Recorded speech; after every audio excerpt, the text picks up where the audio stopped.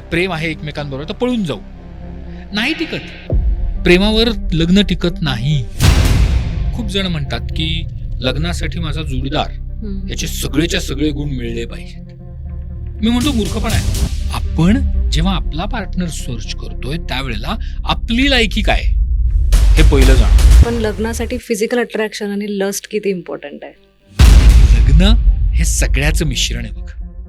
म्हणजे लग्न केवळ पैशाने टिकत नाही, केवळ प्रेमाने तर बिलकुलच टिकत नाही. तर मग लग्न का करायचंय? आजच्या पिढीमध्ये लग्नाची व्याख्या बदलली आहे का? कारण आजही आपल्या देशाचा डायव्होर्सचा रेट हा 1.5% आहे. त्या काळाला म्हणून विचारते की कॉम्प्रोमाइज कितपर्यंत करायला पाहिजे लग्नाच्या बाबतीत. तुम्ही जर का सतत तुमच्या पास्ट रिलेशन बद्दल कम्पेअर तुमच्या फ्युचर पार्टनरला करणार असाल तर ते नातं कधीच टिकत नाही. तर मंडळी, हा पॉडकास्ट पूर्ण पाहण्यासाठी महाराष्ट्र जागरणला फॉलो आणि सबस्क्राईब करायला मात्र विसरू नका.